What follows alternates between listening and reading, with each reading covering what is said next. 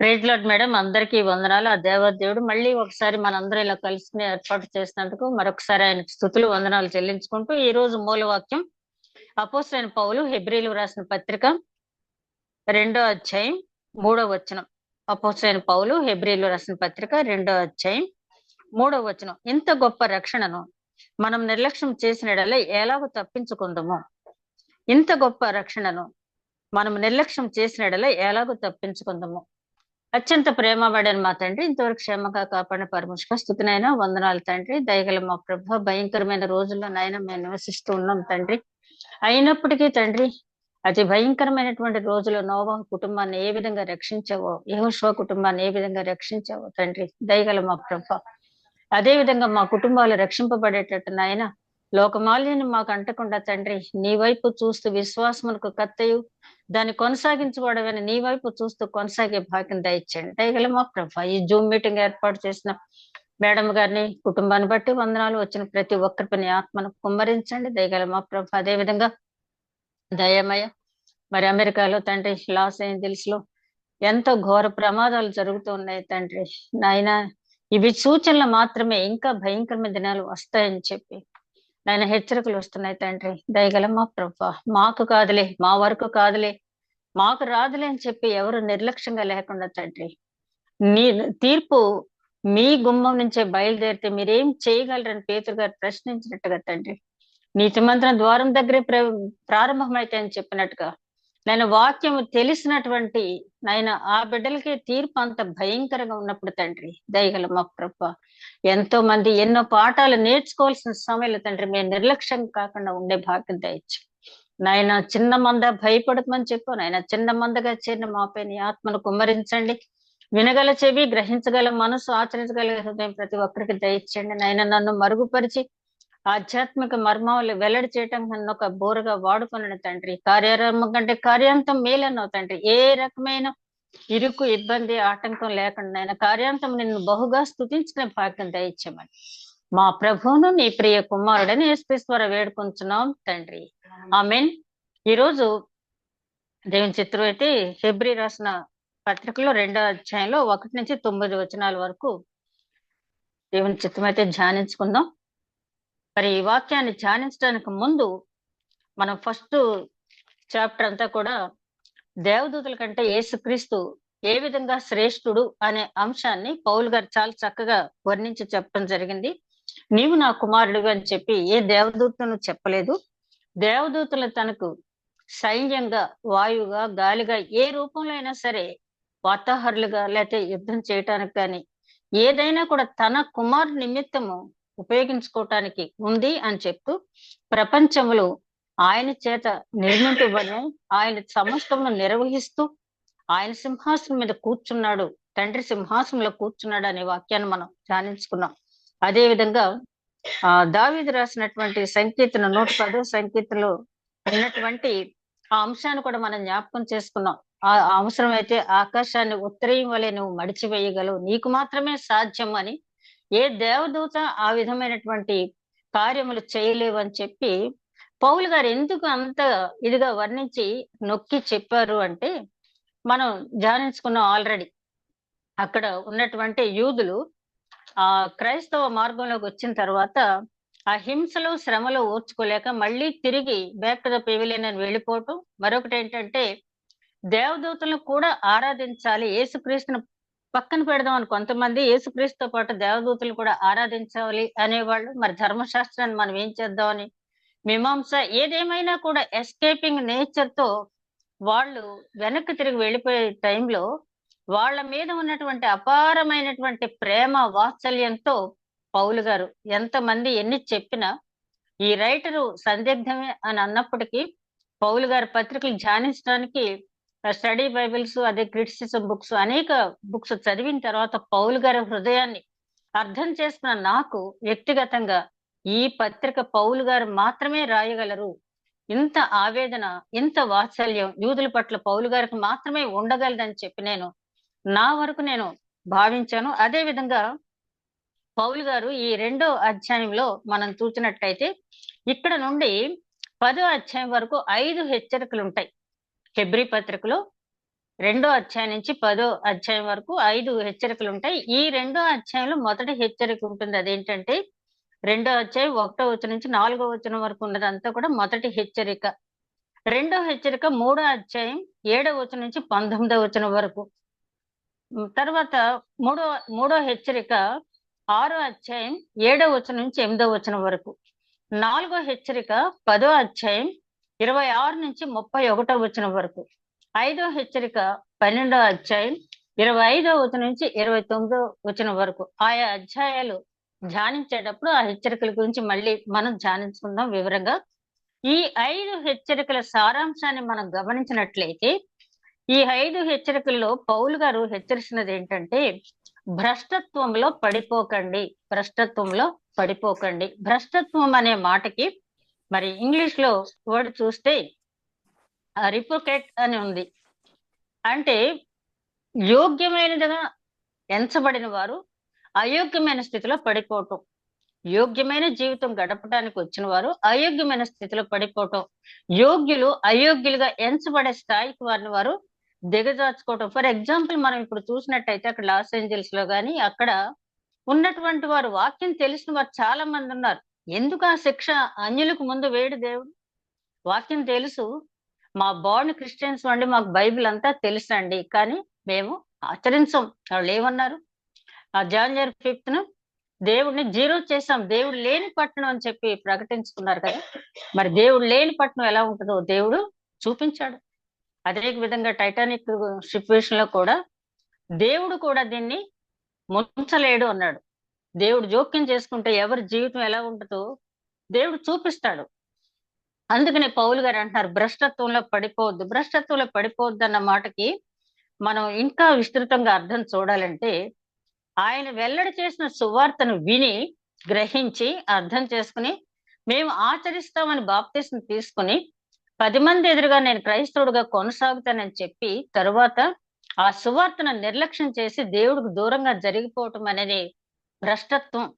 ఈ భ్రష్టత్వం గురించి ఈ హెబ్రీ పత్రికలో ఇంచుమించుగా 2వ అధ్యాయం నుంచి 10వ అధ్యాయం వరకు కొనసాగుతూనే ఉంటుంది. ఒక క్రైస్తవ మార్గంలోకి వచ్చినటువంటి వ్యక్తి ఏ కారణం కుంటి సాకులు చూపి భ్రష్టత్వంలో పడిపోతే అతని అంతం ఎలా ఉంటుంది అనేది చాలా చక్కగా వివరించి చెప్పారు ఆనాడు పౌలు గారు. అక్కడున్న యూదులకే వ్రాసి ఉండొచ్చు, కానీ ఈ రోజు ప్రతి క్రైస్తవుడు కూడా నేను క్రైస్తవుని చెప్పుకుని క్రైస్తవత్వానికి దూరంగా క్రీస్తు ఆజ్ఞలు అనుసరించడంలో ఎవరైనా నన్ను ప్రేమించినట్లయితే నా ఆజ్ఞలు అనుసరిస్తారని చెప్పారు కదా ఆయన. కాబట్టి ఆయన మనం ప్రేమిస్తున్నామని చెప్పి చీకటిలో నడిస్తే అతను క్రీస్తుకు చెందినవాడు కాదని యోహాన్ పత్రికకారుడు చాలా ఘంటాపదంగా చెప్పడం జరిగింది. ఎవరో కాదు, వాక్యాన్ని మనం ఎదురుగా పెట్టుకుని వాక్యం అద్దంలా మనకు చూపుతుంది. కాబట్టి ఈ హెచ్చరికలన్నీ ఆనాడు యూదులకు చేసిన హెచ్చరికలన్నీ మనకే, నా కోసమే అని చెప్పి మనం అనుకున్నట్టయితే ఈ హెచ్చరికల గురించి ధ్యానించేటప్పుడు ఆయన 2వ అధ్యాయం 1వ వచనం చూస్తే కావున మనము వినిన సంగతులను విడిచిపెట్టి కొట్టుకొని పోకుండానట్లు వాటి యందు మరి విశేష జాగ్రత్త కలిగి ఉండవలెను. మనం చాలా విషయాలు చిన్నప్పటి నుంచి విన్నాము, ఆ విషయాలు విడిచిపెట్టేయొద్దు, కొట్టుకొని పోవద్దు, గాలి ప్రవాహంలో కొట్టుకొని పోయినట్టుగా కొట్టుకొని పోవద్దు. ఇందాక మేడం గారు అనుకోకుండా ఈ వాక్యానికి అనుగుణంగా ఉన్న ప్రేయర్ అనేది చేయటం జరిగింది. మరి ఇక్కడ మనం చూసినట్టయితే రెండవ వచనంలో ఆయన అంటాడు, దేవదూతలు ద్వారా ఇచ్చినటువంటి ధర్మశాస్త్రాన్ని మీరు నిర్లక్ష్యం చేశారంటే, దేవదూత అంటే అక్కడ మోషేని గురించి ఉదాహరించిన మాట. దేవుని చేత వార్తాహరుడిగా పంపించబడ్డాడు ఆ సమయంలో మోషే. మనం మొదటి అధ్యాయంలో ధ్యానించినప్పుడు కూడా ఈ మాట జ్ఞాపకం చేసుకున్నాం. కొన్ని సందర్భాల్లో దూతల వార్తాహరులుగాను, కొన్ని సమయాల్లో యుద్ధ వీరులుగాను, కొన్ని సమయాల్లో సహకారులుగాను వాడుకోవటం అనేది జరిగింది. కాబట్టి ఇక్కడ చెప్తున్నటువంటి మాట, దేవదూతల ద్వారా పంపించిన ధర్మశాస్త్రాన్ని మీరు నిర్లక్ష్యం చేశారు అంటున్నాడు. అదే విధంగా గలతీలు రాసిన పత్రిక 3వ అధ్యాయం 9వ వచనంలో చూస్తే ధర్మశాస్త్ర విధులు నెరవేర్చుటలో ఖచ్చితంగా ఉండాలి, అయితే దీవెనలు ఆశీర్వాదాలు విశ్వాస మూలంగా వస్తాయి. ఎందుకు ఈ మాట చెప్తున్నాడంటే, చాలా మంది చెప్పేది ఏంటంటే నేను ఎవరికి అన్యాయం చేయలేదు, నేను ఎవరిది ₹1 తినలేదు, నాదే ₹1 పెట్టాను తప్పించి, నాకున్న దాంట్లోనే నేను ఎవరికన్నా పెట్టాను తప్పించి, నేను అబద్ధం ఆడలేదు, ఎవరి మనసు నొప్పించలేదు, ఎవరిని కొట్టలేదు, తిట్టలేదు, చీమకు కూడా హాని చేయలేనటువంటి జీవితం నాది. అట్లాంటప్పుడు నేను దేవుడిని ఆశ్రయించాల్సిన పనేంటి? అసలు చర్చికి రావాల్సిన పనేంటి? దేవుడిని ఆరాధించాల్సిన పనేంటి? దేవుడి దగ్గర రావాల్సిన పనేంటి అనేవాళ్ళు చాలా మంది ఉంటారు కాబట్టి, పౌలు గారు ఇట్లాంటి వారి అందరి హృదయాల్ని కాచి వడపోసిన వ్యక్తి కాబట్టి ఆయన ఏమంటున్నాడంటే, ధర్మశాస్త్ర విధులు నెరవేర్చు. అంతకంటే ముఖ్యంగా నీకు దీవెనలు, ఆశీర్వాదాలు కావాలంటే దేవుడిని ఆశ్రయించు. ఎందుకంటే మనం చాలా సార్లు జ్ఞాపకం చేసుకుంటున్నాం. నీతిమంతుడు లేడు, ఒక్కడునూ లేడు. అందరూ పాపం చేసి దేవుడు అనుగ్రహించి మహిమను పొందలేకపోతున్నారని చెప్పి రోమీయులకు రాసిన పత్రిక 3వ అధ్యాయం 23వ వచనం మనం చదివాం. అయితే అదే పౌలు గారు 5వ అధ్యాయంలో, రోమీయులకు రాసిన పత్రిక 5వ అధ్యాయంలో అసలు అందరూ పాపులు ఎలాగయ్యారు, ఈవెన్ మరియమ్మ గారు కూడా నా రక్షకుడు అని చెప్పి యేసుక్రీస్తుని ఎందుకు సంబోధించింది? పరిశుద్ధాత్మ ద్వారా గర్భాన్ని ధరించి పరిశుద్ధుడైనటువంటి యేసుక్రీస్తుని కన్న తల్లి కన్య మేరీ, వర్జిన్ మేరీ నా రక్షకుడు అని చెప్పి యేసుక్రీస్తుని ఎందుకు సంబోధించింది అంటే, ఆమెలో కూడా ఆదాము గారి యొక్క డిఎన్ఏ ఉంది. ఆదాము ఎప్పుడైతే పాపం చేశాడో, ఆ పాపంలో పడిపోయిన తర్వాత ఆ డిఎన్ఏ తోటి వచ్చినటువంటి వారసులమే మనందరం కాబట్టి, నువ్వు ఈ లోక సంబంధంగా ఏ పాపము చేయకపోయినా, జన్మ పాపం అంటారు కదా, ఆ జన్మ పాపం ఏంటంటే మనకి ఆదాము గారి దగ్గర నుంచి వచ్చిన డిఎన్ఏ తోటే మనం కంటిన్యూ అవుతున్నాం కాబట్టి తప్పకుండా దేవుణ్ణి మనం ఆశ్రయించాలి. నువ్వు ఎంత నీతిమంతుడుగా నీకు నువ్వుగా సర్టిఫికెట్ ఇచ్చుకున్నా కూడా నిత్య జీవంలోకి నువ్వు వెళ్ళాలంటే తప్పకుండా దేవుని కృప నువ్వు పొందాలి అని చెప్పి పౌలు గారు గలతీయులకు రాసిన పత్రికల పత్రిక అంతా మనం ధ్యానించుకున్నాం. ఒకసారి హెచ్చరిస్తూ అంటారు, మీ జీవితం ఆధ్యాత్మికంగా ప్రారంభించి లోక సంబంధంగా ముగిస్తారా ఓ గలతీయులారా అని చెప్పి అంటాడంటే, చాలా మంది ప్రారంభంలో చాలా ఆధ్యాత్మికంగా ఉంటారు. రాను రాను పడిపోతూ ఉంటారు. పడిపోతున్నారని వాళ్ళకి తెలియకుండానే పడిపోతారు. కొట్టుకుని పోతున్నారని తెలియకుండానే వాళ్ళు కొట్టుకుని పోతారు. అట్లాంటి వారికి పౌలు గారు హెచ్చరిస్తూ, నువ్వు ధర్మశాస్త్ర విధులు ఎన్ని నెరవేర్చినా కూడా నీకు దీవెనలు, ఆశీర్వాదాలు కావాలంటే తప్పనిసరిగా దేవుని కృప కావాలి. నోవాహుతో కూడా దేవుడు అంటాడు కదా, ఆయన చెప్పినట్టుగా 120 సంవత్సరాలు ఎంతమంది హేళన చేసినా, గేలి చేసినా, ఎంత అవమానపరిచిన లెక్క చేయకుండా నోవాహుకు ఎట్లాగైతే సువార్త ప్రకటిస్తూ తన కుటుంబాన్ని దిద్దుకుంటూ అంత చక్కగా జీవించాడు, ఈ తరంలో నీవే నాకు నిందారహితుడుగా నువ్వు కనిపించావు అని చెప్పి నోవాహుతో, నీవు నా కృపను పొందుతావు అంటే నువ్వు ఎంత నిందారహితుడిగా జీవించినా నా కృప నువ్వు పొందితేనే తప్పించి ఆ రక్షణ ఓడలో నువ్వు ఎక్కలేవు. నీ కుటుంబాన్ని తీసుకెళ్లేవు, ఆ రక్షణ ఓడలోకి నీ కుటుంబాన్ని తీసుకెళ్లలేవు అని చెప్పి చెప్పడం అనేది జరిగింది. కాబట్టి ఆ కృప పొందాలి అంటే తప్పనిసరిగా మనం ఆయన్ని ఆశ్రయించాలి. అదే విధంగా అపోస్తలుల కార్యాల గ్రంథం 7వ అధ్యాయం 53వ వచనంలో అక్కడ స్టెఫెను రాళ్లతో కొట్టబడి చనిపోయేటప్పుడు అంటాడు, దేవదూతల చేత వచ్చిన ధర్మశాస్త్రాన్ని ఆచరించలేదు, హెచ్చరించాడు. ముష్కరులారా అన్నాడు. ముష్కరులారా అంటే తల వంచని మనస్తత్వం కలిగిన గర్విష్ఠులారా, మీరు దేవదూతలతో పంపించబడిన ఆ ధర్మశాస్త్రాన్ని మీరు నిరాకరించారని చెప్పడం జరిగింది. అదే విధంగా నిర్గమకాండం అంటే ఈ రెఫరెన్స్లు ఎందుకంటే, దేవుడు మనతో ఈ రోజు హెబ్రీ పత్రిక ద్వారా పౌలు ద్వారా మాట్లాడటం కాదు కానీ ఆది నుంచి ఆయన చెప్తూనే ఉన్నారు, ఇదిగో ఆజ్ఞలు ఇస్తున్నాను వాటిని అనుసరించండి అని చెప్పి. నిర్గమకాండం 19వ అధ్యాయం 5వ వచనంలో ఆయన అంటాడు, నా ఆజ్ఞలను అనుసరిస్తే మీరు నాకు రాజులైన యాజక సమూహంగా పరిశుద్ధులుగా, ఒక చక్కని మాట ఇంకోటి ఏంటంటే అక్కడ స్వకీయ సంపాద్యంగా ఉంటారు. స్వకీయ సంపాద్యంగా ఉంటారు అంటే నేను సంపాదించుకున్న బిడ్డల్లాగా మీరు ఉంటారు, స్వకీయ సంపాద్యంగా ఉంటారు. ఎప్పుడు ఆయన ఆజ్ఞలు మనం అనుసరించినప్పుడు. ద్వితీయోపదేశ లేవీకాండం 8వ అధ్యాయం 1 నుంచి 5 వచనాలు చూస్తే ఆయన అంటాడు, ఆ ధర్మశాస్త్రాన్ని ఇచ్చిన తర్వాత ఐగుప్తు ఆచారాలను విడిచిపెట్టాలి, ఎక్కడైతే పాలు తేనెలు ప్రవహించే కనాను దేశంలో మీరు ప్రవేశిస్తున్నారో ఆ ఆచారాలు కూడా మీరు విడిచిపెట్టాలి. పూర్తిగా వాటిని విడిచిపెట్టి నేను ఇచ్చినటువంటి ఆజ్ఞలను మీరు అనుసరిస్తే, ఆ విధులను ఆచరిస్తే మీరు బ్రతుకుదురు.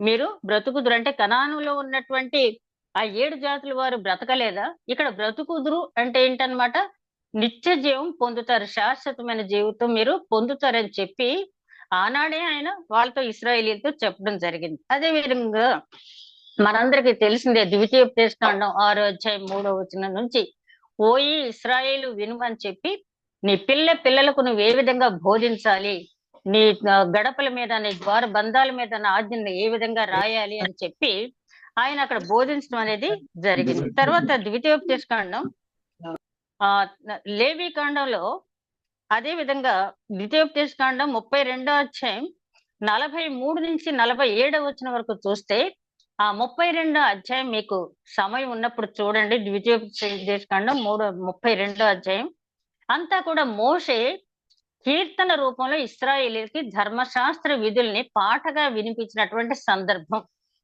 ఆయన ఇంకా చనిపోయే ముందు దేవుడిచ్చిన ఆజ్ఞలన్నిటి గురించి తన మనస్సు విప్పి ఒక గీతం రూపంలో 32వ అధ్యాయంలో ఆయన పాడటం జరిగింది. అక్కడ 43 నుంచి 47 మాటలు చూస్తే, మన 47వ వచనం వరకు చూస్తే, ఈ మాటలు నిరర్ధకం కాదు, జీవమే. నేను అప్పుడు అనుకున్నాను, దేవుని మాట ఏది కూడా నిరర్ధకం కాదని లూకా సువార్తలో ఉంది కదా. అంటే క్రొత్త నిబంధనలు ఉన్న ప్రతి మాట మనం చూస్తే ప్రతిది కూడా ఓల్డ్ టెస్ట్మెంట్ నుంచి వచ్చింది.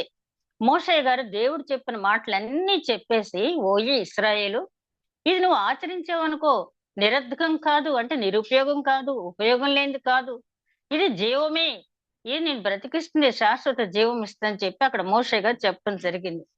ఆ తర్వాత లేవి కాండం 14వ అధ్యాయం, మీరు అంటే ఈ రిఫరెన్స్ లో ఒక్కొక్కటి నేను ఎందుకు చదవట్లేదు అంటే, పూర్తిగా చాలా టైం పడుతుంది, పైగా మీకు చదివితే తేలిగ్గా అర్థమయ్యేటటువంటి రెఫరెన్స్లే కాబట్టి రెఫరెన్స్ మాత్రం చెప్తున్నాను.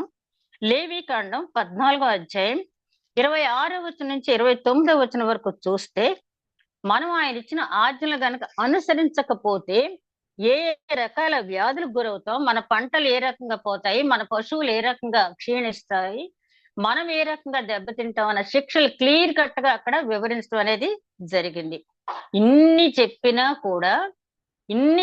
కూడా తన ప్రజల్లో మార్పు లేదు కాబట్టి, ఇశ్రాయేలీలో ఏ రకమైన మార్పు లేదు కాబట్టి, ఒక జడ్జి అయినా కూడా తను ప్రకటించే ముందు, ఆ సెంటెన్స్ ప్రకటించే ముందు, ఆ శిక్ష ప్రకటించే ముందు ఎక్కడైనా ఏమరపాటు వహిస్తాడేమో కానీ, దేవుడు ఒక వ్యక్తికి శిక్ష విధించే ముందు అతని జీవితాన్ని అతని కళ్ళ ముందు పెట్టి, ఇదిగో ఇక్కడ ఈ విషయంలో నా ఆజ్ఞ నువ్వు అతిక్రమించావు, ఈ విషయంలో నువ్వు తప్పు చేశావు, ఈ విషయంలో నువ్వు పాపం చేశావు అని చెప్పి ప్రతిదీ అక్కడ వివరించి, కాబట్టి నీకు ఈ శిక్ష విధిస్తున్నానని చెప్తాడు ఆయన. ఎందుకంటే నీతి న్యాయంలో ఆయన సింహాసనమునకు ఆధారం అంటాడు కీర్తనకారుడు. కాబట్టి ఆయన రాజుల 2వ గ్రంథం 17వ అధ్యాయం 7వ వచనం నుంచి 20వ వచనం వరకు మీరు తర్వాత చూడండి. రాజుల 2వ గ్రంథం 17వ అధ్యాయం 7వ వచనం నుంచి 20వ వచనం వరకు చూస్తే ఆయన అంటాడు, ఇన్ని చెప్పినా కూడా మీరు విగ్రహారాధన మానలేదు, ఏ రకమైనటువంటి కార్యక్రమాలు, దైవ వ్యతిరేకమైన కార్యక్రమాలు మీరు మానలేదు, విశ్వాసఘాతకులైపోయారు మీరు, కాబట్టి మిమ్మల్ని అష్షూరీయుల చెరకు నేను పంపిస్తున్నాను అని ఇశ్రాయేలీలతో మాట్లాడటం జరిగింది. అష్షూరీయుల చెరకు వెళ్ళిపోవడం చూశారు కదా. ఆ అష్షూరీయుల చెరకు ఇశ్రాయేలీలు 10 గోత్రాలు వెళ్ళిపోయారు కదా. పోనీ యూదా గోత్రానికి అప్పుడైనా పోనీలే, దేవుడు ఏంటంటే ఒక వాగ్దానం ఇచ్చాడు కాబట్టి, యూదా గోత్రపు సింహంగా రావాల్సిన యేసుక్రీస్తు గురించి దావీదు వాగ్దానం తీసుకున్నాడు కాబట్టి ఆ గోత్రాన్ని కంటిన్యూ చేస్తాడు దేవుడు. అయినప్పటికీ కూడా వీళ్ళకి కొంచెమైనా మార్పు లేదు. అయ్యో మా సహోదరులని ఇశ్రాయేలీలు భయంకరమైనటువంటి అష్షూరీయుల చెరలోకి వెళ్ళిపోయారే, దైవ భయం ఏమాత్రము లేనటువంటి అష్షూరీయుల చెరలోకి వెళ్ళి నానా బాధలు పడుతున్నారే, వాళ్ళని చూసి మనం బుద్ధి తెచ్చుకోవాలి, అట్లాంటి చెరలోకి మనం వెళ్ళకూడదని అనుకున్నారా? వీళ్ళు కూడా మళ్ళీ మామూలుగానే ఆ పాపంలో పడిపోయారు. అందుకనే రాజుల 2వ గ్రంథం 25వ అధ్యాయంలో చాలా క్లియర్ గా ఉంటాయి మాటలు. ఎందుకు వీళ్ళు బబులోను చెరకు వెళ్ళారు, ఎందుకు వీరు బబులోను చెరకు, యూదా గోత్రం అయినా ఈ 2 తెగలు, యూదా గోత్రం, బెన్యామీను గోత్రం కూడా, ఈ 2 గోత్రాల వాళ్ళు కూడా దేవుడు ఎంత వాళ్ళకి సహనం చూపించినా కూడా నిర్లక్ష్యం చేసి చివరికి బబులోను చెరకి వెళ్ళారు. 70 సంవత్సరాల తర్వాత వాళ్ళు తిరిగి తీసుకొచ్చాడు. ఎందుకంటే ఆ రోజు దావీదుకి ఇచ్చిన వాగ్దానాన్ని బట్టి. ఇశ్రాయేలీలు అసలు ఆ రకమైన వాగ్దానం పొందలేదు, వాళ్ళు రాలేదు. అయితే ఇక్కడ మనం చూడవలసింది ఏంటంటే, ఆయన ప్రారంభం నుంచి హెచ్చరిస్తూనే ఉన్నాడు. అయినప్పటికీ కూడా మాకు కాదులే, మా గురించి కాదులే, మేము బాగానే ఉన్నాంలే, ఐఎమ్ ఆల్ రైట్ అని అనుకునేవాళ్ళు అసలు ఒక్కసారి వాక్యం ముందు పెట్టుకుని పరీక్షించుకుంటే నువ్వు ఆల్ రైటా కాదా, ఎన్ని తప్పులు నీలో ఉన్నాయి నాలో ఉన్నాయి వాక్యం అర్థంలాగా చూపిస్తుంది. అదే విధంగా ఆయన 3వ వచనంలో అంటాడు, ఇంత గొప్ప రక్షణ నిర్లక్ష్యం చేస్తే, ఇంత గొప్ప రక్షణ ఏంటి? అసలు రక్షణ అనే పదం మనం చాలా తేలిగ్గా వాడేస్తాం. ఎక్కడైనా గబుక్కుని కాలు జారి పడిపోయాం అనుకోండి, ఎవరైనా చెయ్యిచ్చి లేపితే అమ్మయ్య రక్షించవరా బాబు అంటాం. అదే ఏదైనా గుంటలో పడిపోతే అమ్మయ్య రక్షించవరా బాబు అంటాం. లేదా ఒక తీర్చుకోలేని అప్పులో మనం పడి ఉన్నప్పుడు ఒక స్నేహితుడో బంధువు వచ్చి ఆ అప్పు తీర్చినప్పుడు రక్షించవు, ఈ అప్పు నేను ఎప్పటికీ తీర్చలేను అంటాం. ఇంకా గొప్ప స్నేహితుడైతే ఏదైనా ఆపదలో ఉన్నప్పుడు ఒక 100 ml ఎంతో బ్లడ్ మనకిస్తే జీవితాంతం రుణపడి ఉంటానురా, నువ్వు చేసిన మేలు జీవితాంతం రుణపడి ఉంటానమ్మా, నువ్వు చేసిన మేలు నేను ఎప్పుడు కూడా మర్చిపోలేను. ఎందుకంటే రక్తమే ప్రాణం, నువ్వు ప్రాణదానం చేసావు నాకు, ఎంత చక్కని చిలక పలుకులు పలుకుతాం కదా, నువ్వు ప్రాణదానం చేసావు నాకు, అసలు ఎంత నన్ను రక్షించావు, మళ్ళీ నాకు పునర్జన్మ ఇచ్చావు అని చెప్పి మనం పొగుడుతాం. కానీ యేసుక్రీస్తు ఇచ్చిన రక్షణ అట్లాంటి రక్షణ కాదు. ఇప్పుడు న్యాయాధిపతుల గ్రంథంలో కూడా చూస్తే ఒత్నీయేలు అనే న్యాయాధిపతికి రక్షకుడు అని అక్కడ సంబోధించడం జరిగింది. ఒత్నీయేలు అన్న అతను ఎవరంటే కాలేబు తమ్ముడు కొడుకు. కాలేబు తమ్ముడు పేరు కనజు. ఆ కనజు కుమారుడైనటువంటి ఒత్నీయేలు ఇతను ఇశ్రాయేల్ శత్రువుల నుంచి రక్షించిన వాడికి నా కుమార్తెనిచ్చి పెళ్లి చేస్తానని చెప్తాడు. అతని కుమార్తె పేరు కాలేబు కుమార్తె పేరు అక్స. ఆ ప్రకటించిన ప్రకారమే ఒత్నీయేలు ఇశ్రాయేల్ మీద శత్రువులను అందరినీ ఓడిస్తాడు. ఓడించిన తర్వాత అతనికి తన కుమార్తెనిచ్చి వివాహం చేసినప్పుడు ఇతను మా రక్షకుడు అంటారు జనం. అంటే అంతవరకు అంత అరవీర భయంకరంగా యుద్ధం చేసి శత్రువులను జయించిన వారు ఎవరు లేరు కాబట్టి మొట్టమొదటిగా అతనికి ఆ పదం ఉపయోగించడం జరిగింది. సరే, ఒత్నీయేలు కూడా చూద్దాం. ఇక యేసుక్రీస్తుని గురించి మనం ఆలోచించినట్టయితే ఆయన మొదటి అధ్యాయంలోనూ కూడా మనం గమనించినట్లయితే పాపముల శుద్ధీకరణకు తనను తానే ఇచ్చి ప్రాయశ్చిత్తం చేశాడు, పాప శుద్ధీకరణకు తనను తానే అర్పించుకున్నాడని చెప్పి అక్కడ మొదటి అధ్యాయంలో రాయటం అనేది జరిగింది. కాబట్టి అంటే మాటలు చెప్పేవాళ్ళు చాలా మంది ఉంటారు, లేదా ఒక 100 ml రక్తం ఇచ్చేవాళ్ళు ఉంటారు.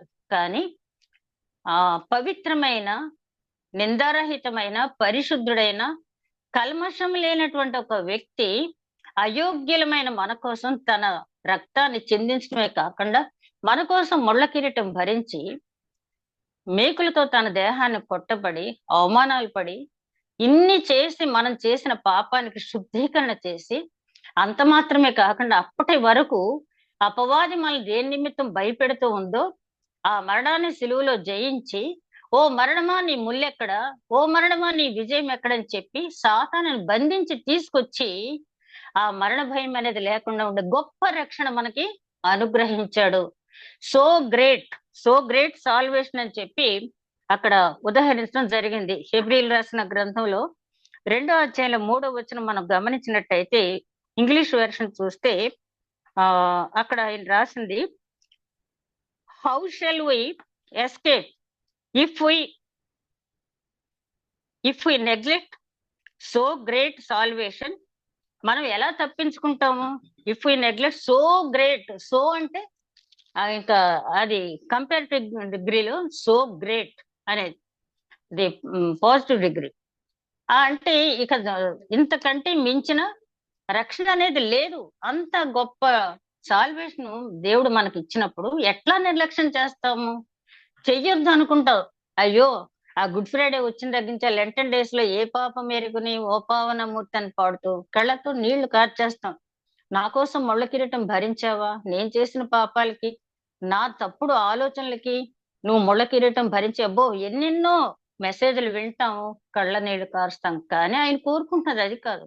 నీ జీవితంలో మార్పేది నేను చేసిన త్యాగానికి తగినట్టుగా నువ్వు రిటర్న్ గిఫ్ట్ నాకు ఏమి ఇచ్చావు అని దేవుడు అడుగుతున్నాడు. కొట్టుకొని పోవద్దు అంటే విన్న వాటి నుంచి ఆనాటి నుంచి ఆయన చెప్తూనే ఉన్నాడు. అయినప్పటికీ కొట్టుకొని పోవటం అంటే నా మేడం గారు చేశారు కదా ప్రేయరు, విత్తనాలు, మంచి విత్తనాలు నేల గురించి 4 రకాలైనటువంటి విత్తనాల గురించి అక్కడ చెప్పడం జరిగింది. ఫలింపు, 4 రకాలైనటువంటి ఫలింపు. వ్యవసాయదారుడు విత్తనాలు విత్తుకుంటూ వెళ్తే కొన్ని రోడ్డు పక్కన పడినాయి, కొన్ని రాతి నేలలు పడినాయి, కొన్ని ముళ్ళ పొదలు పడినాయి, కొన్ని మంచి నేలలు పడినాయి కదా.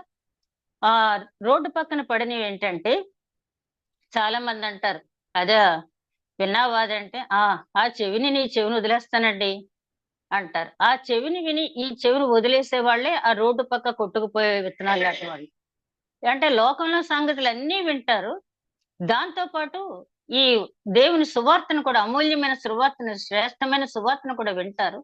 దాన్ని దీన్ని మిక్స్ చేసి ఆ చెవిని విని ఈ చెవిని వదిలేస్తామండి బాబు, అన్ని ఉంచుకుంటే గుండె బద్దలైపోదా అని ఏదో జోవియల్ గా మాట్లాడతారు. దేవుడు ఏం చెప్తున్నాడు? వాక్యం వినాలి, గ్రహించాలి, హృదయంలో భద్రపరుచుకోవాలి, ధ్యానించాలి, ఆచరించాలి, సాక్షిగా ఉండాలి, నిన్ను నువ్వు రక్షించుకోవాలి, అనేక మందిని రక్షణ మార్గంలో నువ్వు నడిపించాలి. అంత బాధ్యత ఉంది కాబట్టి నువ్వు వినే వాక్యాన్ని జాగ్రత్తగా విను, నువ్వు వినే వాక్యాన్ని జాగ్రత్తగా ధ్యానించు, దాన్ని అర్థం చేసుకో, దాన్ని ఇతరులకు చెప్పు, నిన్ను నువ్వు రక్షించుకో, సాక్షిగా ఉండు. తిమోతితో అంటాడు కదా పౌలు గారు, మంచి ఒప్పుకోలు ఒప్పుకుంటేవి అంటాడంటే, విపత్కర పరిస్థితుల్లో కూడా తిమోతి మంచి ఒప్పుకోలు ఒప్పుకున్నాడు. క్రీస్తును కూడా మనం చూస్తే ఆయన దైవ కుమారుడని ఒప్పుకున్నట్టయితే ఆయనకు మరణదండన విధింపబడద్దని ఆయనకు తెలుసు. అయినప్పటికీ నువ్వు అన్నట్లే అంటాడు అక్కడ పిలాతుతో, నువ్వు దేవుని కుమారుడువా, నువ్వు దేవుడు అంటే నువ్వు అన్నట్లే అంటాడు. కాబట్టి మంచి ఒప్పుకోలు కూడా ఒప్పుకోవాల్సిన బాధ్యత మనకుంది. అసలు ఏమీ లేకుండా విన్న వెంటనే ఆ చెవిని విని ఈ చెవిని వదిలేస్తే నువ్వెవరికేం చెప్తావు? అసలు నీకేం తెలుసుకుంటావు? నువ్వేం ఆచరిస్తావు? అది దేవుడు అడుగుతున్నది. రెండోది, రాతి నేల పడిన విత్తనం ముందు స్వీకరిస్తారు, కానీ దున్నబడని హృదయం, అంటే రాతి నేల అంటే యెహెజ్కేలు గ్రంథాలు ఏమంటాడు? మీలో ఉన్న కఠిన హృదయం తీసేసి మాంసపు గుండెను మీకు ఇస్తాను అంటాడు. అంటే కఠిన హృదయం అంటే లోక సంబంధమైన విషయాలతో నిండిపోయినటువంటి హృదయం. ఆ లోక సంబంధమైన విషయాలతో నిండిపోయిన హృదయంలో ఏదో ఒక మూల దేవుని వాక్యం మనం ఉంచుకున్నట్టయితే అది ఏమవుద్ది? ఆ విత్తనం, ఆ వేరు అనేది కిందకి వెళ్ళదు, ఆ వేరు అనేది కిందకి వెళ్ళదు. ఆ వెళ్ళపోవటం వల్ల ఏమవుద్దంటే అది అక్కడితోటి అడిగిపోద్ది. అట్లా చాలా మంది లోక సంబంధమైన విషయాలతో పాటు దాన్ని దీన్ని కంపేర్ చేసి చాలా మహా పండితులాగా మాట్లాడుతూ ఉంటారు. మంచిదే, కానీ ఎప్పుడు దేంట్లోనూ దేవుని వాక్యాన్ని నువ్వు మిక్స్ చెయ్యొద్దు. నీ హృదయపూర్వకంగా హృదయం అంతా దేవుని వాక్యంతో నింపబడి ఉండాలి. ఇక మూడో రకమైన వ్యక్తులు ఎవరంటే, ముళ్ళ కంపల్లో పడినటువంటి విత్తనాలు. ఇదిగో ఈ కరెక్ట్ గా యూదులు ఎట్లాంటి వాళ్ళు, ఇక్కడ హెబ్రీ పత్రికలో యూదులు ముళ్ళ కంచెల్లో పడినటువంటి విత్తనాలు లాంటి వాళ్ళు. వాళ్ళు కొంతవరకు ఆ మొక్క పెరుగుద్ది, ఐహిక విచారాలు శ్రమ వచ్చినప్పుడు వెంటనే అది అణగారికి పొద్ది. చాలా చక్కగా బాప్తిస్మం తీసుకుంటారు, నేను రక్షింపబడ్డాను ప్రతి ఒక్కరికి ప్రకటిస్తాను. కానీ ఏదైనా ఒక శ్రమ వచ్చేటప్పటికి దేవుడికి తెలియదేంట్లే, నేను రహస్య క్రైస్తవుడుగా కొనసాగితే మాత్రం దేవుడికి తెలీదా అని సరిపెట్టుకుంటారు. కానీ రోమిలి రాసిన పత్రిక 10వ అధ్యాయం 9-10 వచనాలు అక్కడ ఏం చెప్పాడు? ఎవరైనా క్రీస్తుని నోటితో ఒప్పుకుని హృదయమందు విశ్వసిస్తేనే మాత్రమే రక్షించబడతాడు. నువ్వు నోటితో ఒప్పుకోవాలి, హృదయంలో విశ్వసించాలి, రెండూ ఒకేసారి జరగాలి. నీ రహస్య క్రైస్తవత్వం ఆయనకు వద్దు. ఆయన అంటున్నాడు కదా, 10 మంది ఎదురుగా నన్ను ఎవరైతే ఒప్పుకొనడో నా తండ్రి ఎదుట నేను ఎరుగునందును, వాణ్ణి నేను ఎరుగునంటాను. ఇంకంతకంటే గొప్ప భయంకరమైన శిక్ష ఏముంది? ఇతను ఎవరో నాకు తెలియదు అని యేసుక్రీస్తు మన గురించి అంట తీర్పు సమయంలో, ఇంకంతకంటే గొప్ప పనిష్మెంట్ ఏముంది? నువ్వు యేసుక్రీస్తు తెలీదు, క్రీస్తు మతస్థుని కాదు, క్రీస్తు ఫాలోయర్ని కాదు నేనని చెప్పి నువ్వెన్ని బిల్డింగులు సంపాదిస్తే ఏముంది, లేకపోతే ఎన్ని ఆస్తులు సంపాదిస్తే ఏముంది, అవేవి నీకు కూడా రావు కదా. యేసుక్రీస్తు సాక్ష్యం ఒక్కటే మన నిత్య జీవంలో తీసుకెళ్లేది. కాబట్టి రాతి గుండె వలె, ముళ్ళ కంచెల వలె మీరు ఉండవద్దు, మంచి నేలను పడిన విత్తనం వలె మీరు ఉండండి, కొట్టుకుని పోవద్దు. ఎందుకంటే ఇది చాలా శ్రేష్టమైనటువంటి అంశం అని చెప్పి ఆయన చెప్పటం చెప్తున్నప్పుడు, ఈ రక్షణ అనేది ఇంకా గొప్ప విషయం. ఎందుకైందంటే, ఒక చిన్న కుర్రవాడు ఒక గుంటలో పడిపోయాడు. పడిపోయినప్పుడు అటుగా వెళ్తున్న వ్యక్తి ఎవరో చెయ్యి ఇచ్చారో లేపారు, ఇంకెవరో ఒక మధ్యస్థమైన వ్యక్తి చెయ్యి ఇచ్చి లేపారు. ఒక ప్రైమ్ మినిస్టర్ ఆఫ్ ఇండియా వచ్చి అక్కడ తన క్యాన్వా ఆపి ఈ కుర్రాడిని పైకి లేపినట్టయితే ఆ కుర్రాడు ఏం చెప్తాడు? నన్ను ప్రైమ్ మినిస్టర్ ఆఫ్ ఇండియా వచ్చి, మోడీ గారు వచ్చి నన్ను చేపట్టుకు లేపారని చాలా గొప్పగా చెప్తారు కదా. ఈ లోక సంబంధమైన అధికారులు చేసే రక్షణ నువ్వింత గొప్పగా భావిస్తున్నట్టయితే అసలు యేసుక్రీస్తు యొక్క గుణగణాలు నువ్వు ఎప్పుడైనా ఆలోచించావా? యేసుక్రీస్తు నీ రక్షకుడైన యేసుక్రీస్తుని గురించి నువ్వు ఎప్పుడైనా ఆలోచించావా అని చెప్తూ, ఆయనలో ఉన్న గొప్పతనం మనం చూస్తే, ఆయనలో ఉన్న బల ప్రభావాలు ఏంటి? ఆ బల ప్రభావాలు ఏంటి? సాతాన్ని ఎదిరించగలిగే బల ప్రభావాలు ఆయనలో ఉన్నాయి. అదే విధంగా ప్రేమ, ఎట్లాంటి ప్రేమ? మన కోసం సిలువలో మరణించే ప్రేమ, మన కోసం పునరుత్థాడైనటువంటి ప్రేమ, మన కోసం విజ్ఞాపన చేసే ప్రేమ, మనల్ని మళ్ళీ ఆయనున్న పరలోకానికి తీసుకువెళ్ళటానికి వచ్చే ప్రేమ. ఆ ప్రేమ ముందు, ఆగపే ప్రేమ ముందు ఏ ప్రేమ కూడా ఎక్కడ పనికిరాదు. ఆ ప్రేమను గురించి ఎప్పుడైనా నువ్వు ఆలోచించావా? నిన్ను రక్షించిన యేసుక్రీస్తు యొక్క బల ప్రభావాల గురించి కానీ, ఆ ప్రేమను గురించి కానీ ఎప్పుడైనా నువ్వు ఆలోచించావా? అదే విధంగా ఆయన గొప్పతనం, అన్ని నామముల కంటే పైనామం దేవుడు ఇచ్చాడు ఆయనకి. ఎందుకంటే ఇతను నా ప్రియ కుమారుడు, ఈయన యందు నేను ఆనందిస్తున్నాను. ఒక గొప్ప కార్యం ఆయన మీద పెట్టినప్పుడు, తండ్రి నీ చిత్తమే నెరవేరును గాక అని చెప్పి తండ్రి పని చేసిన తర్వాత, ఇతను నా ప్రియ కుమారుడు, అన్ని నామముల కంటే పైనామం అని చెప్పినప్పుడు, అందుకనే పేతురు, యోహాన్లు అక్కడ ఆ శృంగారం అనే దేవాలయం దగ్గర ఉన్నటువంటి కుంటివాణ్ణి బాగు చేస్తాడు. మా దగ్గర వెండి బంగారములు లేవు గాని నజరేయుడైన యేసు నామమున నీకు లేచి నిలవబడమని చెప్తున్నావు అని చెప్తారు. అంటే అంత పైన పెట్టాడు దేవుడు ఆ నామాన్ని. ఎప్పుడైనా ఆలోచించావా మనం ఆ రక్షణ కర్త గురించి? అదే విధంగా ఆయన యొక్క బల ప్రభావాలు, ప్రేమ, అన్నిటికంటే మించింది కృప. నీ కృప జీవము కంటే ఉత్తమమైనది అంటాడు 69 సంకీర్తనలో దావీదు మహారాజు. నీ కృప జీవము కంటే ఉత్తమమైనది. మనం జీవించి ఉండటం కంటే దేవుని కృప పొందుకోవడం చాలా శ్రేష్టమైన అంశం. ఎందుకంటే మనం బ్రతికి ఉంటే 70 సంవత్సరాలు బ్రతుకుతాం, 80 సంవత్సరాలు బ్రతుకుతాం, ఎప్పటికైనా ఈ లోకాన్ని విడిచిపెట్టాల్సిందే. ఆయన కృప మనం పొందితే ఎక్కడికి వెళ్తాం? నిత్య జీవంలోకి వెళ్తాం. ఇతడును అబ్రహాం కుమారుడే, జక్కయ్యను పంపించేశాడు. ఈమెను అబ్రహాం కుమార్తె, ఆమెను పంపించేశాడు. నేడు నీవు నాతో కూడా పరదేశంలో ఉండువు. ఆ కృప మనం పొందినప్పుడు, ఆ కృప ఇవ్వగల సామర్థ్యం ఎవరికుంది? మన రక్షకుడైన యేసుక్రీస్తుకు మాత్రమే. ఆ కృప ఎట్లా వచ్చింది? దేవుడేమి ఉచితంగా ఇచ్చేలా యేసుక్రీస్తుకు మానవ దేహంతో వచ్చి తనను తాను రిక్తుగా చేసుకుని దాసుని రూపం దాల్చి మన కోసం అన్ని శ్రమలు అనుభవించి శోధింపబడినా, బాధింపబడినా, పాపం చేయకుండా నిందారహితుడుగా. ఎందుకంటే అపవాది ఎప్పుడు వెంటాడుతూనే ఉంది. ఎక్కడ యేసుక్రీస్తు తప్పు చేసిన వెంటనే ఎవరో చెప్పకల అపవాదే, ఇదిగో నువ్వు ఇక్కడ తప్పు చేశావు అని చెప్పడానికి ఎప్పుడు కూడా సిద్ధంగా ఉన్నాడు. అట్లాంటిది ఏ తప్పు చేయకుండా అంత స్వార్థ రహితమైన జీవితం మన కోసం జీవించి ఆయన వెళ్ళిపోయాడు. కాబట్టి ఈ శుభవార్త మనకు అందించి పాప శుద్ధీకరణ నిమిత్తం క్రీస్తు తన రక్తాన్ని చిందించడం అనేది మనం ఒక్కసారి జ్ఞాపకం చేసుకుంటే, ఇక్కడ పౌలు గారు అంటున్నారు, మోషే ఇచ్చిన ధర్మశాస్త్రం అతిక్రమించిన వారికే శిక్షలు ఉన్నాయి కదా. ఇందా చూసాం కదా లేవీకాండం లో శిక్షల గురించి చెప్పినటువంటి మాట. లేవీకాండంలో చాలా స్పష్టంగా శిక్షల గురించి వివరించి 14వ అధ్యాయం 26వ వచనం నుంచి 29వ వచనం వరకు చాలా క్లియర్ కట్ గా శిక్షలు అక్కడ ఉన్నాయి. అదే విధంగా మీరు నా ఆజ్ఞలు అనుసరించలేదు కాబట్టి మిమ్మల్ని అష్షూరు చెరకు పంపిస్తున్నాను, నా ఆజ్ఞలు అనుసరించలేదు కాబట్టి మిమ్మల్ని బబులోను చెరకు పంపిస్తున్నాను, అంతకంటే ముందు ఐగుప్తు చెరకు పంపించాడు. కాబట్టి ఆయన ఏదైనా కూడా శిక్షించడానికి ముందు హెచ్చరిస్తాడు.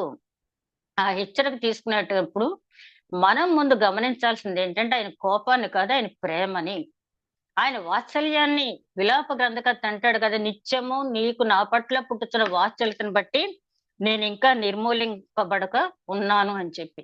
కాబట్టి మనం నిత్యము జ్ఞాపకం చేసుకోవాల్సింది ఏంటంటే ఆయన వాత్సల్యత, ఆయన ప్రేమ.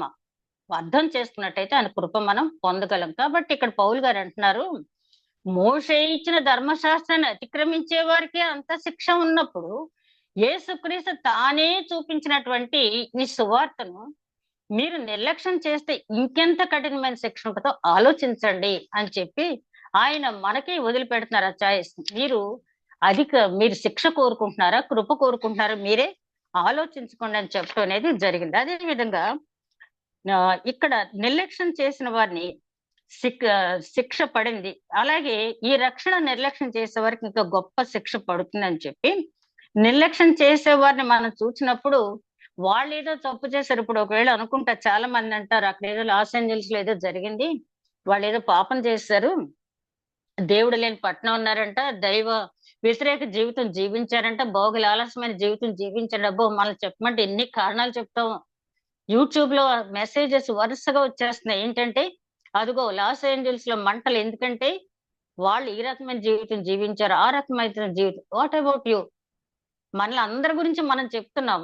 ఒకవేళ నన్ను నిలబెట్టి తీర్పు తీర్చాల్సి వస్తే అసలు నాలో ఏమీ లేదు ప్రభా, నీతిమంతుడు అని చెప్పగలిగే స్థితిలో ఎవరైనా ఉన్నామా? అందుకని తీర్పు తీర్చవద్దు అని చెప్పాడు ఆయన. మనం తీర్పు తీర్చడం కాదు.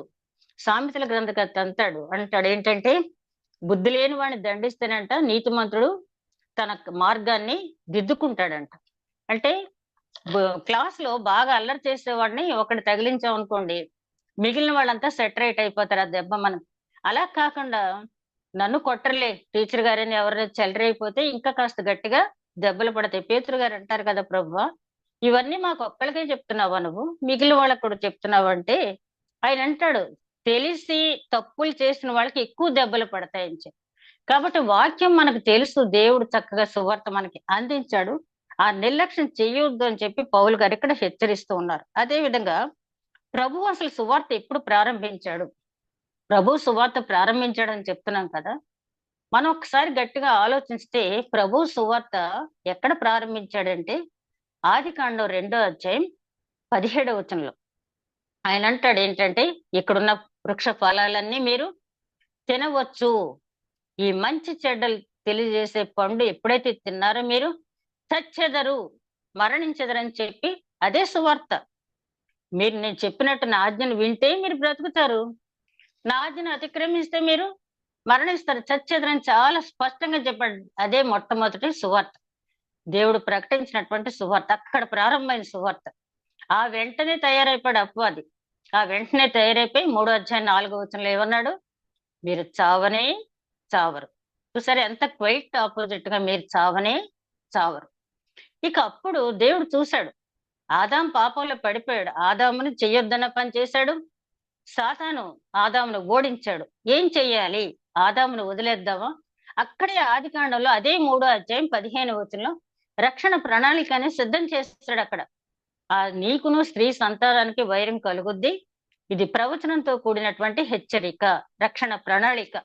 నీకును నీ స్త్రీ సంతానానికి ఎప్పుడు కూడా వైరం ఉంటది, అది నిన్ను మడం మీద కరుస్తుంది, నువ్వు దాని తల మీద కొడతావు, నువ్వు తల చితక్ కొడతావు సాతాన్ని. రోమిలో రాసిన పత్రిక 16వ అధ్యాయం 20వ వచనంలో పౌలు గారు అంటాడు, సాతాను తలను దేవుడు మిమ్మల్ని దాని తలను శీఘ్రంగా మీ కాళ్ళ కింద చితక త్రొక్కించును అంటాడు. అది నెరవేర్పు ఎప్పుడు జరిగిందంటే యేసుక్రీస్తు శిలువ మరణంలో జరిగింది. కాబట్టి దేవుడు సువార్త ఆదికాండంలో ప్రారంభించాడు, సాతాను అబద్ధ బోధ ఆదికాండంలోనే ప్రారంభించాడు, దేవుడు రక్షణ ప్రణాళిక కూడా ఆదికాండం 3వ అధ్యాయంలో చేశాడు. ఆ ప్లాన్ ఆఫ్ యాక్షన్ ఎక్కడ తీసుకున్నాడంటే 3వ అధ్యాయం 24వ వచనం, ఆదికాండం 3వ అధ్యాయం 24వ వచనంలో తూర్పున కెరూబులు పెట్టాడు. ఆ మంచి జీవవృక్ష ఫలాలు ఉన్న వృక్షం దగ్గరేమో ఒక ఖడ్గ జ్వాలను పెట్టాడు, వీళ్ళ బయటకు తరిమేశాడు, ఆదాముని అవ్వని తరిమేసి అక్కడ ఒక ఖడ్గ జ్వాలను పెట్టాడు. ఎందుకంటే ఆ జీవ వృక్ష ఫలాలను వీరు పాప స్థితిలోనే కనుక తింటే వాళ్ళు అక్కడే మళ్ళీ శాశ్వతంగా పాపులుగానే ఉంటారు, మారు మనసు పొందే అవకాశం వాళ్ళకు ఉండదు. కాబట్టి అది అందుకుని తినే అవకాశం లేకుండా వాళ్ళ బయటికి పంపించేసి ఆ రక్షణ ప్రణాళిక ప్లాన్ ఆఫ్ యాక్షన్ అనేది అక్కడే సిద్ధం చేసుకున్నాడు. అందుకని ప్రకటన గ్రంథంలో జయించు వానికి జీవ వృక్ష ఫలమును భుజింపనిత్తును అంటాడు. అంటే ఏ జీవ వృక్ష ఫలానికి ఇక్కడ కెరూబుల్ని, ఇక్కడ ఖడ్గ జ్వాలను అడ్డం పెట్టాడో, ఆ ఖడ్గ జ్వాలను ఛేదించి అతి పరిశుద్ధ స్థలంలో ప్రవేశించాయన ఆ తెరను అడ్డంగా చింపేసి ఆ ఖడ్గ జ్వాలను కూడా ఛేదించి, మనం జయించేవారు ఇట్లా జయించే జీవ వృక్ష ఫలాలు తింటారు, నాతో పాటు నా తండ్రి సింహాసనం మీరు కూర్చుంటాను. గొప్ప వాగ్దానం అనేది ఎంత కాలం ఏనాటి ఆదికాండం అక్కడే దేవుడు సువార్త ప్రకటించాడు, అక్కడే సాతాను కూడా వెంటనే వాడి పని వాడు మొదలు పెట్టాడు, అక్కడే దేవుడు రక్షణ ప్రణాళిక సిద్ధం చేశాడు, అక్కడే దేవుడు రక్షణ ప్రణాళిక యాక్షన్ లోకి తీసుకొచ్చాడు. అలాగే దేవుడు ఎక్కడి నుంచి ప్రారంభించాడు అనేది ఆదికాండం చూస్తాం. అలాగే మార్క్స్ వార్త 1వ అధ్యాయం 14వ వచనం నుంచి 15వ వచనం యేసుక్రీస్తు ఈ లోకంలో రాగానే ఆయన చెప్పింది ఏంటి? దేవుని రాజ్యం సమీపంగా ఉంది, మారు మనసు పొందండి అని. అదే మార్క్స్ సువార్త 1వ అధ్యాయం 38వ వచనంలో తనతో ఉన్న శిష్యులందరితో ఏం చెప్తాడంటే సమీప గ్రామాలకు వెళదాం, సువార్త ప్రకటిద్దాం, ఇందుకొరకే కదా నేను ఇక్కడికి పంపించబడ్డానని చెప్తాడు. అంటే ఆయన ఎందుకు వచ్చాడనేది. అదే విధంగా లూకా సువార్తలో మనందరికీ తెలిసిందే, నాజరేతిన్ ఫెస్టివల్ అంటే అదే మేనిఫెస్టో అంటాం కదా. అంటే నజరేతు యేసుక్రీస్తు ప్రణాళిక, ఆయన ఈ లోకంలోకి ఎందుకు వచ్చాడన్నది చెప్తాడు కదా. బీదలకు సువార్త ప్రకటించడానికి, గుడ్డివారి కనులు తెరవటానికి, చెరలో ఉన్న వారిని విడిపించడానికి, అన్ని. అంటే ఆయన ఎందుకు వచ్చాడు ఈ లోకానికి అనేది 2 రకాల అర్థం. చెర అంటే మామూలు చెరలో ఉన్న వాళ్ళని, ఆధ్యాత్మిక చెరలో ఉన్న వాళ్ళని, మామూలు గ్రుడ్డి వారిని, ఆధ్యాత్మిక గ్రుడ్డి వారిని, మామూలు చెవిటి వారిని, ఆధ్యాత్మిక చెవిటి వారిని స్వస్థత ఇవ్వటానికి ఆయన సువార్త ద్వారా చెప్పడానికి ఆయన ఇక్కడికి వచ్చాడు అని చెప్పడం జరిగింది. ఏది కూడా మరుగు చేయలేదు ప్రియులారా. ఆయన ఏది కూడా మరుగు చేయలేదు. ప్రభా మాకు నువ్వు చెప్పలేదు కదా. పూర్వకాలం కొంతమంది ఋషులు, కొంతమంది పండితులు ఏం చేసేవాళ్ళంటే విద్యలన్నీ శిష్యులకు నేర్పించేసేవాళ్ళంట. ఆ తర్వాత కొన్ని విద్యలు ఆ శిష్యులు చేయలేకపోతే గురువు గారు ఈ విద్య మాకు నేర్పించలేదండి అంటే, ఒరే అది కూడా నేను నీకు నేర్పిస్తే నువ్వు నన్ను మించిపోతావు కదరా, అందుకనే నేను అది నా దగ్గరే పెట్టుకున్నాను అనేవాడు. కానీ అట్లాంటి గురువు కాదు, అట్లాంటి బోధకుడు కాదు మనకి యేసుక్రీస్తు. ఏది మరుగు చేయకుండా మొత్తం బాహాటంగా మనకి చెప్పడం అనేది జరిగింది. అదే విధంగా ఆయన తండ్రి సువార్త, ఆయన చెప్పిన తర్వాత తండ్రి సువార్త స్థిరపరిచాడు. ఎలాగంటే మార్క్ సువార్తలో ఆ శిష్యుల్ని బయటకు పంపిస్తూ అనేక సూచక్రియలు, మహత్కార్యాలు వెంట ఉండి నేను చేయిస్తాను, సదాకాలం మీతో ఉంటాను అంటే, ఒక పేతురు గారు చేసినా, ఒక యోహాను గారు చేసినా, ఒక పౌలు గారు చేసినా, ఎవరు చేసినా ఆ సూచక క్రియలు, అద్భుత కార్యాలు వారు చేశారంటే దేవుడు వారికి తోడుగా ఉండి వారి సువార్తని స్థిరపరిచాడు.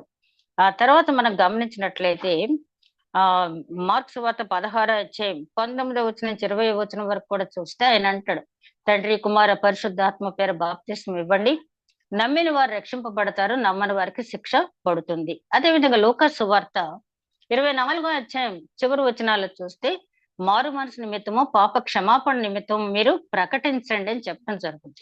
అపోస్తుల కార్యాల్లో 1వ అధ్యాయం 43 నుంచి 2వ అధ్యాయం 43 నుంచి 47వ వచనం వరకు మనం గమనించినట్లయితే అక్కడ ఆ మొట్టమొదటి అపోస్తులు ఏ రకంగా సేవ చేశారనేది అక్కడ వర్ణించబడింది. వారు బోధించారు, వారి బోధకు దేవుడు తోడుగా ఉన్నాడు. వారు మహత్కార్యాలు చేశారు, వాటికి దేవుడు తోడుగా ఉన్నాడు.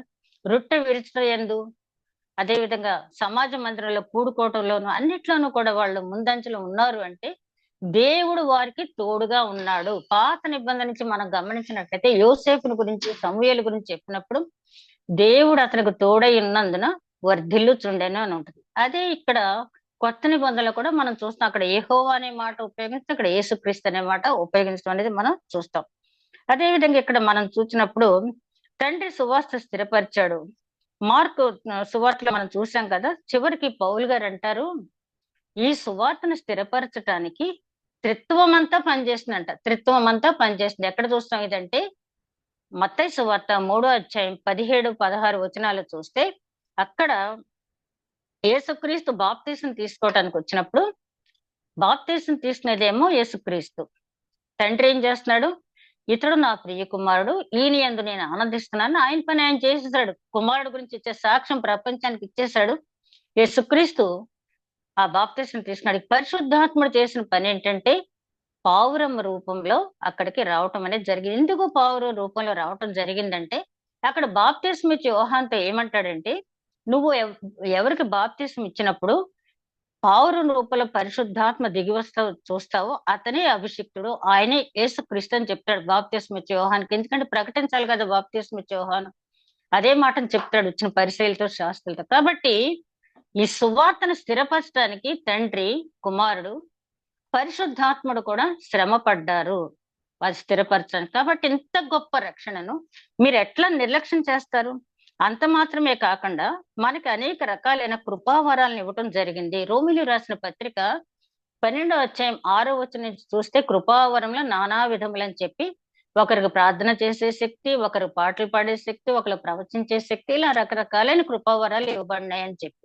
అదే విధంగా కొరింథీయులకు రాసిన మొదటి పత్రిక 12వ అధ్యాయం 4వ వచనం చూస్తే నానా విధములైన కృపావరములు ఇచ్చి ఒక్క శరీరముగా మనం ఉన్నామన్నాడు దేవుడు అని చెప్తాడు. కాబట్టి ఆయన సువార్త చెప్పేసి విడిచిపెట్టేలేదు. దేవుడు మనిషిని సృష్టించి విడిచిపెట్టేలేదు. పరలోకంలో కూర్చుని తాను సృష్టించిన సృష్టిని చూసి ఆనందిద్దాం అనుకున్న తండ్రి ఆ మనుషులు భ్రష్టులైపోవటం చూసి నరుని సృష్టించినందుకు ఆదికాండంలోనే 6వ అధ్యాయంలో సంతాపం చెందాడు ఆయన. ఒక్కసారి జలప్రళయం వచ్చింది, అదంతా మనకు తెలుసు. అప్పుడు నిబంధన చేసుకున్నాడు, ఇంకెప్పుడు కూడా ఇలా పూర్తిగా ఒక్కసారి నేను తుడిచిపెట్టాను. కానీ తుడిచిపెట్టేయకుండా ఉండటానికి ఆయన ఎంత మానసికమైనటువంటి వేదన, తాను సృష్టించిన మనిషి చెడిపోతున్న విధానాన్ని చూసి ఇప్పుడు నిజంగా ఇప్పుడు ప్రపంచం ఉన్న రీతిని చూస్తే ఎంతగా మనం ఎంత తల్లడిల్లుతున్నాం. అయ్యో జాతి ఎందుకు ఇంత నిర్వీర్యం అయిపోతుందని చెప్పి మనం అనుకుంటున్నాం కదా. ఇట్లాంటి మనమే, మానవ మనసున్న మనమేమి ఇంత తల్లడిల్లిపోతుంటే, పరిశుద్ధాత్ముడైన తండ్రి మన కోసం అన్ని నిర్మించి సృష్టించి సకల సౌకర్యాలు కలుగచేసి దేవుని చిత్తానుసారంగా జీవించండి, మీ దీవెనలు ఆశీర్వాదాలు ఇస్తానని చెప్తే, మాకొద్దు మా ఇష్టం వచ్చినట్టు జీవిస్తామని చెప్పినప్పుడు నేను ఇచ్చిన మాట నెరవేర్చాలి కాబట్టి ఒక్కసారి నిర్మూలన చేయకూడదని చెప్పి శిక్షలు పంపిస్తున్నాడు. అయినా కూడా శిక్షలు చూసి మనలో మార్పు అనేది లేదు. కాబట్టి ఆయన అంటున్నాడు, మీరు ఇట్లా నిర్లక్ష్యం చేస్తే గొప్ప ఉపద్రవాన్ని మీరు ఎదుర్కోవాల్సి వస్తుంది. అదే విధంగా ఇక 5వ వచనం నుంచి 9వ వచనం వరకు ఉన్నది ఏంటంటే, కీర్తనాకారుడు సంకీర్తన 8వ అధ్యాయంలో రాసినటువంటి మాటలు ఇక్కడ పౌలు గారు రిపీట్ చేస్తున్నారు. రాబోయే కాలంలో జరిగేది మనం ఇంకా చూడలేదు, కానీ ఆ దావీదు మహారాజు క్రీస్తు పుట్టడానికి 1000 సంవత్సరాల పూర్వమే ఆధ్యాత్మిక మనోనేత్రాలతో క్రీస్తుకు కలిగే ప్రతి ఒక్కటి కూడా ఆయన చూడగలిగాడు. ఎందుకంటే ఆయనలో ఉన్నటువంటి ఆసక్తి దేవుడు తెలుసు కాబట్టి ఆసక్తిని అనుసరించి దావీదు మహారాజుకి చూపించడం జరిగింది. ఇదిగో ప్రస్తుత కాలానికి నా కుమారుని దేవదూతల కంటే కొంచెమే తక్కువగా చేశాను. దావీదు మహారాజు అంటాడు, నువ్వు నిర్మించిన నక్షత్రాల్ని, ఆకాశాల్ని, చంద్రుణ్ణి, సూర్యుని చూస్తూ ఉంటే నరపుత్రుని నువ్వు దర్శించడానికి ఏ పాటివాడు, మనుషుని నువ్వు జ్ఞాపకం చేసుకోవడానికి ఏ పాటివాడు, అయినను దేవుడి కంటే కొద్దిగానే తక్కువ చేసావు కదా అతన్ని అని చెప్తూ, మహిమ బల ప్రభావాలు ఆయనకి ఇచ్చావు, మహిమ కిరీటం నీవు ఇచ్చావు అంటాడంటే ఆ మహిమ కిరీటం ఇంకా యేసుక్రీస్తు పొందవలసిన రోజు ఉందంటే 2వ రాకడ తర్వాత 1000 ఏళ్ల పరిపాలన తర్వాత జరిగే సంగతులను కూడా తన భక్తుడైనటువంటి దావీదుకి యెహోవా దేవుడు చూపించడం జరిగింది. ఎందుకంటే దావీదు నా హృదయానుసారుడు అన్నాడు. మన మనసులో ఏదన్నా ఒక విషయం ఉంటే సొంత అక్క చెల్లెళ్ళు, అన్నదమ్ములు, బంధువుల కంటే కూడా మన మనసును పూర్తిగా, మన హృదయాన్ని పూర్తిగా అర్థం చేసుకున్న స్నేహితులు చెప్తాం కదా. అలాగే దావీదు మహారాజుకు ప్రతి ఒక్క విషయం జరగబోయేది, ఫ్యూచర్ లో జరగబోయేది అన్ని కూడా ఆయనకు చెప్పడం జరిగింది. కాబట్టి పౌలు గారికి కూడా మంచి పండితుడు, ఆసక్తి కలిగినటువంటి వ్యక్తి కాబట్టి ధర్మశాస్త్రం నెరవేర్చడానికి ఎంత ఆసక్తి చూపించాడో ఆ తర్వాత యేసుక్రీస్తు సువార్త ప్రకటించడానికి కూడా అంత శక్తి సామర్థ్యాలు చూపిస్తాడనే నమ్మకం ఉంది కాబట్టి పౌలు గారికి ఆ విధంగా ఆయన అన్ని విషయాలు వెల్లడి చేయటం జరిగింది. చాలా మంది నన్ను అంటారు, మీరు ఒక్క 5 నిమిషాలు వాక్యం చెప్పినా దావీదు మహారాజుని, పౌలు గారిని కోట్ చేయకుండా వాక్యం ముగించడం. నిజమే, అసలు దావీదు మహారాజు గారిని, పౌలు గారిని కోట్ చేయకుండా ముగించే వాక్యమే కాదనుకుంటాను నేను. ఎందుకంటే దేవుడు పాత నిబంధన కాలంలో దావీదు గారికి, అంటే అబ్రహాము విశ్వాసులకు తండ్రి, అది వేరు. రాబోయే తరాలకి సువార్త ప్రకటించడానికి ఆనాడు దావీదును ఉపయోగించుకున్నాడు ఆయన, ఇప్పుడు పౌలు గారిని ఉపయోగించుకున్నాడు. కాబట్టి పౌలు గారు చెప్పినది ఏంటంటే, రాబోయే కాలంలో జరిగేది కూడా దావీదు మహారాజు చూసి చెప్పాడు కదా. రాబోయే కాలంలో ఆ సింహాసనం ఆయన అధిష్టిస్తాడు కదా. కాబట్టి ఈ ఒకసారి మనం ఈ వచనాలు మనం చదివినట్టయితే, ఈ 7వ వచనం నుంచి 5వ వచనం చూస్తే, మనము మాట్లాడుతున్న ఆ రాబో లోకమును ఆయన దూతలకు లోబరచలేదు, అయితే ఒకడు ఒక చోట ఇలాగూ దృఢముగా సాక్ష్యం ఇచ్చుచున్నాడు, నీవు మనిషిని జ్ఞాపకం చేసుకున్నట్టు వాడు ఏ పాటివాడు, నీవు నరపుత్రుని దర్శించుకు వాడు ఏ పాటివాడు, నీవు దేవదూతల కంటే వాడిని కొంచెము తక్కువగా చేసితివి, మహిమ ప్రభావం మీద వానికి కిరీటము ధరింపచేసితివి, నీ చేతి పనుల మీద వానికి అధికారం అనుగ్రహించితివి, వాని పాదముల క్రింద సమస్తమును ఉంచితివి. ఆయనకు సమస్తమును లోపరిచినప్పుడు వానికి లోపరచకుండా దేనిని విడిచిపెట్టలేదు. ప్రస్తుతమందు మనము సమస్తమును వానికి లోపరచునందున లోబరచబట్ట ఇంకనూ మనం చూడలేదు. కానీ దేవుని కృప వలన ఆయనను ప్రతి మనుషుని కొరకు మరణము అనుభవించినట్లు దూతల కంటే కొంచెము తక్కువగా చేయబడిన యేసు మరణము పొందినందున మహిమ ప్రభావముల కిరీటము ధరించిన వానిగా ఆయనను మనము చూచుచున్నాము. అది 8వ సంకీర్తన సారాంశం ఏంటంటే, దావీదు మహారాజు ఆధ్యాత్మిక నేత్రములు దేవుని కృప వల్ల తెరవబడినాయి. అతను చెప్తున్నాడు, ఓ దేవా, దేవదూతల కంటే కొంచెం తక్కువగా లోకంలో చేసావు యేసుక్రీస్తుని, కానీ ఆయన మరణాన్ని జయించి పునరుత్థానుడై జయశీలుడుగా లేచిన తరువాత ఆయన్ని సింహాసనంలో కూర్చోబెట్టిన మహిమా ప్రభావ కిరీటంలో ఆయనకి ఇవ్వటం వల్ల ఆయనను దేవదూతల కంటే ఎక్కువగా చేశావు. ఎందుకు దావీదు మహారాజు ఇక్కడ కోట్ చేశాడు అంటే, యూదులకి దావీదు మహారాజు అంటే చాలా ఇష్టం. అందుకనే ప్రతి విషయంలో అది కోట్ చేసి చెప్తున్నాడు. అదే విధంగా ఈ 2వ అధ్యాయం చివరి వచనం వరకు 18వ వచనం వరకు కూడా దేవదూతల కంటే యేసుక్రీస్తు ఏ విధంలో శ్రేష్ఠుడు అనే అంశం ఎక్కడ అవకాశం వస్తే అక్కడ పౌలు గారు చెప్పడం అనేది జరిగింది. అదే విధంగా ఇక్కడ మనం చదివిన దాంట్లో 4వ వచనం చివరి భాగంలో అనుగ్రహించడం చేతను వారితో కూడా సాక్ష్యం ఇచ్చుతుండగా వినిన వారి చేత మనకు దృఢపరచబడును. ఈ సువార్త మనకు ఎవరి చేత దృఢపరచబడిందంటే, ముందు దేవుడు, తర్వాత ఆయన శిష్యులు, వాళ్ళందరూ చెప్పడం వల్ల దృఢపరచబడింది. ఈ పత్రిక పౌలు గారు రాయలేదు అని వ్యతిరేకించే వాళ్ళు ఏమంటారంటే, ఎవరి చేతో మనకు దృఢపరచబడింది అంటారేంటి, అతనికి స్వయంగా దేవుడే బోధించాడు కదా అరేబియా ప్రాంతంలో, అది ఎందుకు చెప్పుకోవట్లేదు పౌలు గారు?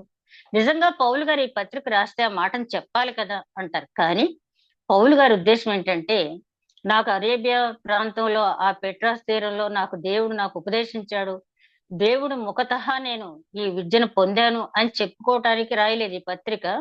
ఆయన ఉద్దేశం ఏంటంటే, ఏ విధముగానైనా యూదులు రక్షింపబడాలని, అదే విధంగా యూదులు వేరు తాను వేరు అనుకోవట్లేదు, సహోదరుల ప్రేమ కలిగి ఉన్నాడు కాబట్టి మనము అంటున్నాడంటే, వాళ్ళకంటే ఏ పరిస్థితిలో తనను తాను ఎక్కువ చేసుకుంటానికైనా చూడట్లేదు.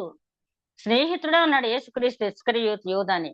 కాబట్టి ఆ తగ్గింపు స్వభావం అనేది పౌలు గారికి ఉంది కాబట్టి మనము అని చెప్పి అందరితోటైనా కలుపుకుంటున్నాడు. ఈ 2వ అధ్యాయంలో ఈ 1వ వచనం నుంచి 9వ వచనం వరకు ఇక్కడ చెప్పదలుచుకున్న ముఖ్యమైన అంశం ఏంటంటే, ఇంత గొప్ప రక్షణ, ఇట్లాంటి సాల్వేషన్ ప్రపంచంలో ఎక్కడ లేదు, ఉండబోదు. అందుకనే రోమీయులకు రాసిన పత్రిక 5వ అధ్యాయంలో పౌలు గారు అంటారు, ఆ పుణ్య కార్యం ఒక్కసారే పరిసమాప్తి చేయబడింది. ఇక ఎవరైనా కార్యం చేయాలని దేవుడు అంగీకరించి చేయవలసిన అవసరం కూడా లేదు. ఇది వరకు ఉన్న వాళ్ళకి, ఇప్పుడు ఉన్న వారికి, రాబోయే వారు అందరి నిమిత్తం ప్రతి మనుషుల కోసం చివరి వచనంలో 9వ వచనంలో ఆయన అదే అంటాడు దావీదు మహారాజు, ప్రతి మనుషుల కొరకు నీ కుమారుని మరణింప చేసి పునరుత్థాన చేసి అతను మహిమ కిరీటం అనుగ్రహించి దేవదూతల కంటే హెచ్చైన స్థానంలో నువ్వు పెట్టావు కాబట్టి ఓ దేవా అని చెప్పి దావీదు మహారాజు చాలా చక్కగా అక్కడ రాబోయే కాలాన్ని వర్ణించడం జరిగింది. ఈ అధ్యాయంలో మనం గ్రహించవలసింది ఏంటంటే, మనం ఎన్నో మాటలు వింటున్నాం, తెల్లవారు లేచి ఎన్నో సందేశాలు వింటున్నాం. విన్న వాటిని విన్నట్టు ఆ చెవితో విని ఈ చెవితో కొట్టుకుపోయేటట్టు ఉంటున్నామా? రాతి నేల పడిన విత్తనంలాగా ఉంటున్నామా? ముళ్ళ పొదలో పడిన విత్తనంలాగా ఉంటున్నామా? ఫలించే విత్తనంగా ఉంటున్నామా? మనమే పరీక్షించుకుందాం. గొప్ప రక్షణ ప్రతి రోజు కూడా తెల్లవారు లేవగానే మనం తలుచుకోవాల్సింది ఏంటంటే, ఓ దేవా, అయోగ్యుడైన నా కోసం ఎంత గొప్ప రక్షణ అనుగ్రహించావా తండ్రి. నీ విలువైన రక్షణ నేను నిర్లక్ష్యం చేయకుండా నీ శ్రేష్టమైన పిలుపుకు తగినట్టుగా నేను జీవించగలిగే కృప నాకు అనుగ్రహించమని ప్రార్థిద్దాం. అట్టి నడిపింపు దేవుడు మనకి అనుగ్రహించును గాక. దయగలమా ప్రభువా, ఇంతవరకు వాక్యం ధ్యానించగలిగే కృప అనుగ్రహించవనైనా వందనాలు. నిన్న నేడు నిరంతరం ఒకే రీతిగానైనా మమ్మల్ని ప్రేమిస్తూ కాపాడుతున్న తండ్రి నీకే వందనాలు. దయగలమా ప్రభువా, ఎన్నో మర్మాలు పౌలు గారు చెప్తూ ఉన్నారు తండ్రి. నాయన మర్మమైన వాక్యాన్ని వివరించడానికి నాయన నీ యొక్క ఆత్మ నడిపింపు దయచేయండి తండ్రి. నాయన మేము ఏ పాటి వారం తండ్రి, నీ వాక్యాన్ని వివరించడానికి ఆయన ఏ పాటి వారం తండ్రి. నాయన మర్మమైన వాక్యాన్ని క్రీస్తు ద్వారా బయలుపరిచావు తండ్రి. క్రీస్తే నాయన మర్మమైన వాక్యాన్ని మాకు వెల్లడించిన విధానాన్ని బట్టి వందనాలు చెల్లించుకుంటున్నాను తండ్రి. విన్న వాక్యాన్ని కొట్టుకుని పోకుండా తండ్రి హృదయంలో భద్రపరుచుకుని మేము పొందిన రక్షణ అనేది వెళ్లి బంగారాల చేత కాదు గాని అమూల్యమైన, శ్రేష్టమైన, పవిత్రమైన, పరిశుద్ధమైన, నిష్కల్మషమైన, నిందారహితమైన గొర్రెపిల్ల రక్తం ద్వారానైనా మేము రక్షణ పొందామని ప్రతి క్షణము గుర్తు తెచ్చుకోండి. దానికి తగిన జీవితం మేము జీవించగలిగాం. బహళ నమ్మకమైన దాసుడా, బహళ నమ్మకమైన దాసురాలని చెప్పి నీచే పిలిపించుకునే కృప మాకు అనుగ్రహించమని ఆయన ఇంతవరకు వాక్యం ధ్యానించడానికి ఏ రకమైన ఆటంకం లేకుండా కంటిన్యూ చేయగలిగే భాగ్యం దయచేసినంత వందనాలు చెల్లించుకుంటూ నిరాకడ ఆలస్యమైతే మరొక్కసారి మేము కలుసుకునే భాగ్యం దయచేయమని మా ప్రభువును నీ ప్రియ కుమారుడని యేసుక్రీస్తు ద్వారా వేడుకొంచున్నాం తండ్రి. ఆమేన్.